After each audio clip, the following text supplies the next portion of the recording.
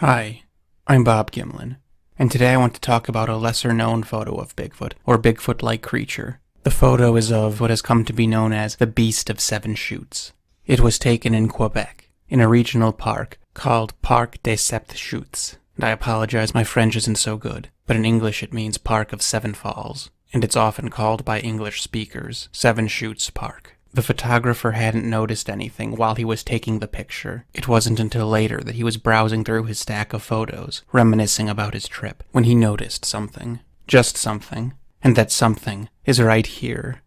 Now, as usual, the origin, or timeline maybe, of this photo is in question. But I can say with certainty that it first appeared on the internet in 2008. And though we know that that's when it first appeared on the internet, I actually can't figure out when the photo was taken. The photographer wished to remain anonymous, so unfortunately, I can't simply ask him, though we know he is a French-Canadian truck driver. Some sources say the photo was taken in June of 1995, and then the figure was noticed 10 years later, in 2005. Other sources say that the photo was taken in 2005, and that the figure was noticed soon thereafter. Either way, we know that the photographer returned to the area and did a recreation for comparison. And the recreation was done in 2005. That we can be certain of. So here's one of the recreations. They actually took video. The photographer must have had a friend with him, and they took turns recreating the photo. So you're seeing one man standing where the subject stood, while another man is holding the camera. And then in the second recreation, they switched spots. And this fellow looks considerably smaller. Either that or he's standing a little bit farther away. But you can kind of make him out there. And if you pause it right here, you can actually see that whoever's standing there is wearing a baseball cap. I know in the zoomed out version it's kind of hard to see anything at all. So this clip has actually been cleaned up by a channel called Try Diver. So if you look at this little black clearing here, you can make out a man with a baseball cap come out. And I'll scrub it back and forth a few times. I know it's really hard to make out anything at all, but he's there. If nothing else, this second recreation is vindication for every terrible Bigfoot video or photo ever taken. There is in fact a person standing there, in frame of a relatively modern video camera. And this is all we get. So here's a still from the first, and here's a still from the second, and then here is the creature. So in order to do a size comparison, we have to find a frame of the video that lines up as close as possible with the creature photo. And thankfully, there are 4 trees here that can be used. On the bottom of the screen, you're seeing the original photo, and I marked the points that I tried to align. Here, here, here, and here. The larger tree trunks to the left, and the tree to the right that's only a little bit behind the creature. And then we can overlay and watch. Mind you, this is just to find a spot where the points line up. This is the clip with the guy in the baseball cap. So the tree here in the video needs to meet the tree here in the photo, and so on and so forth with the other 3. It looks like the 3 trees on the left are matching pretty well, but the tree to the right is way off. Let's try the other recreation. This is the one with Tiny.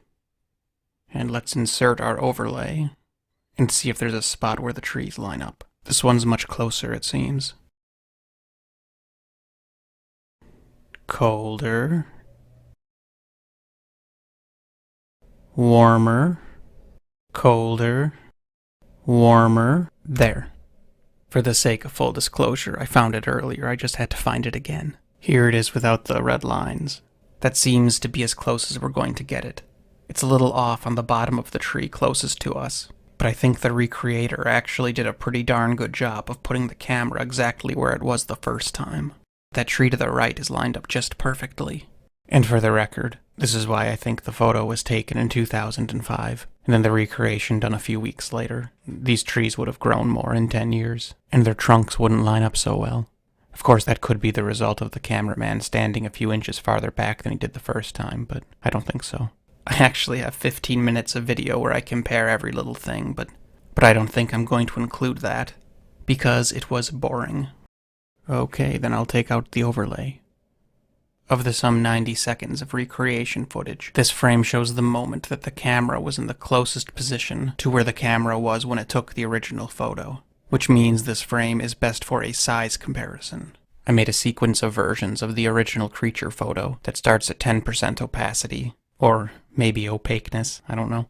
But it starts at 10%, goes to 20, 30, 40, 50, 60, and so on and so forth all the way until it is completely opaque. So we can watch it a few times without the recreation. And I think I did a sterling job at this, if I may say so myself. Okay, and here it is with the recreation video for comparison.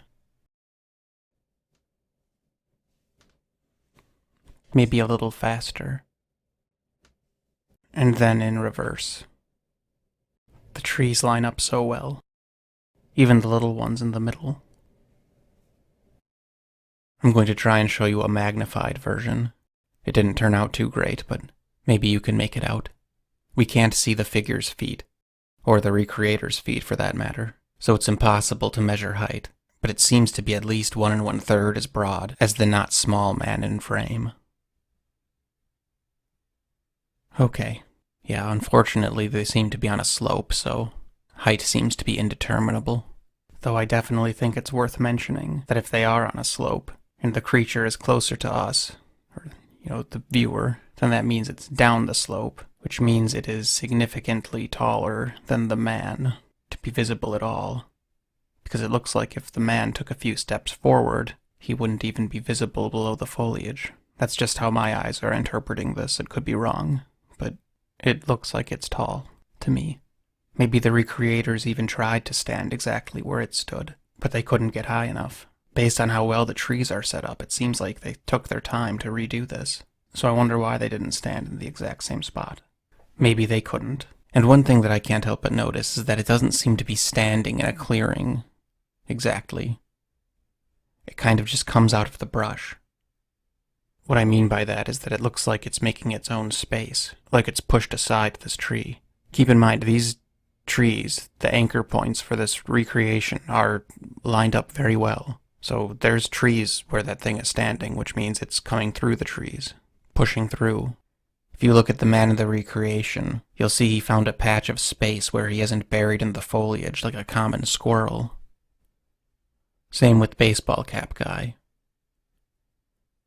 But this figure seems to be in the thick of it, which is a very not humanish thing to do.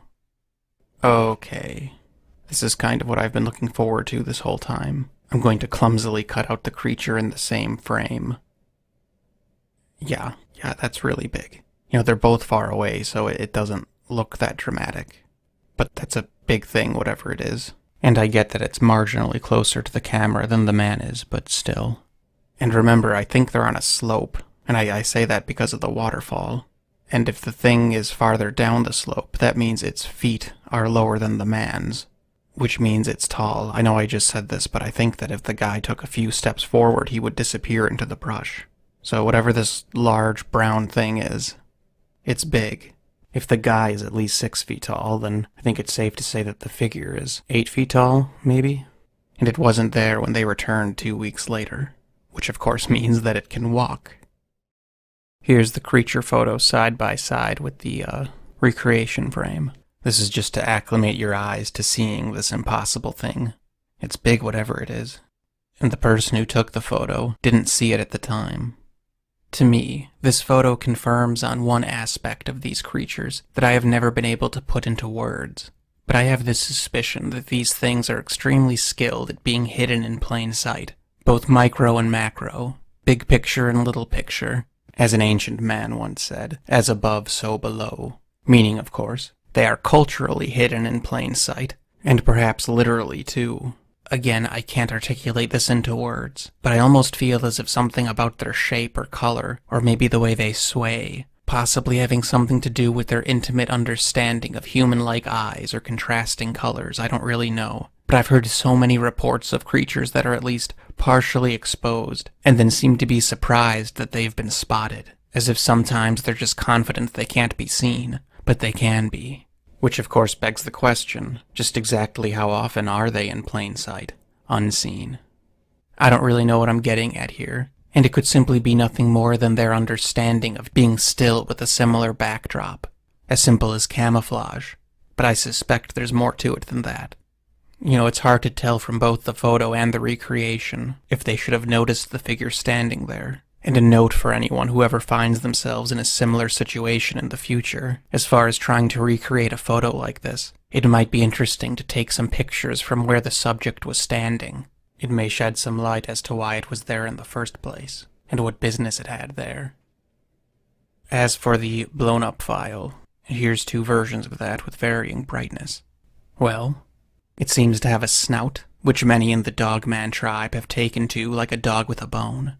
And that may be exactly what it is, what do I know? Though I will say that this pronounced nose structure is certainly not unheard of with primates. And just as humans have extreme variance in body characteristics, that is, Homo sapiens sapien, let alone just Homo, surely these bipeds must too. There's no reason that they wouldn't. It almost looks like it could simply be a bear, except, of course, that it's holding something. I don't know who made this. Thank you, whoever made this. It's a depiction of the creature holding a dog, and that's certainly possible, and that's also certainly something that would rule out a bear, though I suppose technically a bear could do that, but I don't see that as happening. This photo has been my favorite still image of Bigfoot for a long time, and mind you, when I say favorite, I don't mean that it's the best or clearest or most definitive. Rather, I've found it the most intriguing for a personal reason. Gosh, like 10 or 11 years ago already, I had a coworker and friend who was planning on taking a camping trip in Colorado. It was going to be just him and his girlfriend, who is now his fiancée, actually. And I actually remember being a little surprised by this camping trip, because she is not the outdoorsy type, and he certainly isn't the outdoorsy type. And at work, we were talking about the trip a little bit, and I was warning him about stuff, because I'm a classic worrier. And it's actually funny, I remember he told me that it's fine because it's not like there are bears or anything. And I was like, I hate to break it to you, but there are absolutely bears in Colorado. But tabling the bears for a moment, your primary concern should be not getting lost. And then once you're lost, you worry about the bears. And those should be the least of your concerns. I'm just kidding, I didn't actually mention Bigfoot or anything. Anyway, when he got back from his trip, he called me right away and said he wanted to hang out. Which was a little strange because we weren't particularly close or anything. We usually just talked at work. But I guess he was aware of some of my interests, so he thought I was the one to talk to about this. He said that all 4 nights of sleeping in a tent, he had the most vivid and intense nightmares of his life. He'd wake up, startled and frightened, fall back asleep, and then the dream would pick up exactly where it had left off. He told me the dream was of this monstrous creature on 2 legs. And I asked, like a Bigfoot? And he said no, not really. He said it had fangs and a snout, and it didn't seem friendly at all, which I remember finding comical that he apparently thought it couldn't have been a Bigfoot because Bigfoots are friendly. He said that every hour of every night he had the same intense dream of seeing this thing watching him from the trees. And the creature was holding his head. Not its head, but his head, or a version of his head, cradling it with one arm against its abdomen. He said that his own head and face that he was looking at in the dream was bone-colored, like a skull. Like porcelain, bone-white, only with flesh and hair and everything. He said that he could see his own lips mouthing words, but he couldn't hear anything, as if trying to talk, but couldn't produce the air pressure. And then the dream would abruptly shift. Then he would see himself from the perspective of the white head the creature was holding. And he said he would desperately try to speak to beg for help, but there was no air pressure behind his words, no apparatus to produce sound. All he could do was suck air with his lips, and that it felt like he was drowning. And he said that the him he was looking at couldn't see the dreadful creature, and was unaware of it as they went about camping activities. He said it was the only time he'd ever seen himself in a dream before, and he said he looked different than he would have expected, which freaked me out a little bit, because I've always found it fascinating how experts have talked about how it's possible that we wouldn't even recognize ourselves in 3D, since theoretically, it's impossible to see ourselves that way, because the only way we can see ourselves is in a mirror or in a photograph or video. And he said he doesn't have nightmares often, and that he's never had a reoccurring nightmare that happened multiple times the same night, and then night after night. And he said that he'd certainly never watched himself before. He said it was odd how his brain had managed to map out parts of his body that he'd always supposed would look differently. I guess this dream had its own opinion of how he looked. I guess it was so intense that it kind of ruined the trip, and it really bothered him. A muscular, human-shaped creature with a snout and fangs, watching from close distance, unseen by eyes aimed at it, cradling his bone-white head up against its abdomen.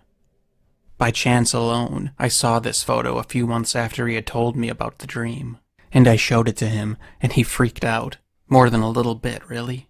And this is not a guy given to hysteria or anything, but seeing this picture was actually quite hard on him. and I was more or less joking when I showed it to him, but he wasn't amused. The eastern tribes of North America told of a Sasquatch-like creature that they called Jinasquah, and I can't help but notice the phonetic similarity between the eastern Jinasquah and the northwest's Zunaquah, so I'd imagine they were talking about the same creature, though in the northwest, Zunaquah was a term specifically used for the female of this creature, which makes sense to me, because just as with humans, there's enough difference between the sexes to indeed constitute as different species. At least behaviorally. Zunaquah's two most notable features were that she would produce a hooting or cooing sound from the woods, primarily cypress forests, and that great care should be taken with children if there is reason to believe she is around. Today this is considered myth, but it wasn't then. But back to the East Coast. The Iroquois specifically called the creature Atne-Arhead or Atne-Arhe, which means stone giant or stone coat respectively. And it took a lot of digging to figure this out, but I think the term Jinasquah is what they called the race, so the individuals within the Jinasquah were either called stone giants or stone coats. It's unclear to me if stone giants and stone coats represent two different types, or if it's simply two different names for the same thing. Like how this could accurately be called either a grizzly or a brown bear, or the names could even be gendered, like a sow and a boar. Or maybe a lion and a lioness would be a better example, seeing as the names are so similar. Or maybe it's even a seasonal distinction, like a stoat and an ermine. Who knows? Some rather speculative people have some unique reasonings behind the terms stone coat and stone giant, like this user's comment on a video about the Jinasquah on a different channel. Quote, "The theory I've read for their stone skin was that they'd smear their hair with pine sap, then roll on a small pebble beach. They do this over and over, essentially forming a composite stone coating over their hair that would make them largely immune to Stone Age arrowheads, spearheads, and knives." And it goes on. But I don't think an 800-pound humanoid would need pebbles for resistance against Neolithic weapons. Frankly, I think they would just be covered in pebbles, which would actually serve a far greater utility as camouflage than as armor, which is intriguing. Personally, I don't think the term stone coat or stone giant has anything to do with actual stones. Humans all across the board tend to give names based on the most notable attribute, and we're typically inclined to do so through metaphor, meaning stone coat or stone giant is in reference to perhaps the most applicable feature that concerned the people who encountered them, made of stone as far as penetrating them is concerned, which is quite a frightening thought if you ask me. The implication of the nomenclature, as far as I can tell, is indicative of the toughness of their hide, more than actually being of stone, much like how this frog is not related to, made of, or wearing leopard. This bird does not elect the Pope, and this bird does not in fact become the Senate, though stone coat or stone giant could also reference the coloration of stone, I'd think. Or maybe even a curious habit of remaining very still, and being unnoticed, as if it were merely a stone, which to me is perhaps far more intriguing than pebble armor. The Iroquois maintained that the stone coats were not the threat they once were, due to a successfully waged war on their tribe. This is a common story in North America, but they said that historically speaking, the stone coats would raid their villages for humans. There were 4 features that were mutually agreed upon regarding the Jinasquah. They stank. They smelled like a mixture of skunk and decay. They were 3 to 4 times the size of a human. They took people. And lastly, that their preferred method of combat, and their telltale sign, was a specific way that they would decapitate their victims. It seems they would twist the head off. Not pull off, not knock off, but twist the head free of the neck, which seems like a specific thing to mention. And of course, Parc des Chutes is right on the edge of Iroquois territory, which I thought was worth a mention. I always find it frustrating when people talk about indigenous peoples' words for Bigfoot-type creatures. It's frustrating because they had no writing. It was an oral culture, meaning the bit that has been preserved is literally a drop in the bucket. I'd guess that less than 1,000th of a single percent has preserved from 500 years ago. So the fact that we know anything that was said about it at all, to me, indicates that they talked about this subject an awful lot, which is a curious thing to do regarding a fictional subject. And of course, who knows just exactly what got lost in translation regarding head stealing. Do you believe in ghosts? How about dreams? Do you think dreams might be more than they seem? Or are they exactly how they seem? Everything comes from somewhere. That's the law of the land. So I guess it comes down to your definition of everywhere. The modern consensus seems to be the dreams are random, which of course we all know is nonsense. But all that aside, a man took a picture and noticed something so strange that he returned and tried to replicate it, but whatever was in the picture was gone. And this particular whatever is quite large, provably so, and obviously detail is lacking, but it does not look particularly well-intentioned. Maybe it's because we spent millennia as prey items, or maybe it's more than that, but we know hostile when we see it. We can feel it. We can feel it in our guts. That's why a startling sound causes the shoulders to shoot up and the head to scrunch down, to reduce the size of the neck. That's why maybe you take the basement steps 2 at a time after you flip the light switch off at the bottom. Whatever this thing is, unseen by those who captured it. I don't know. It doesn't look good. To me, anyway. And anyway again, make sure to like this video if you did, subscribe to keep updated, and make sure this bell is clicked because that really helps me a lot. And most importantly, as always, thanks an awful lot for listening.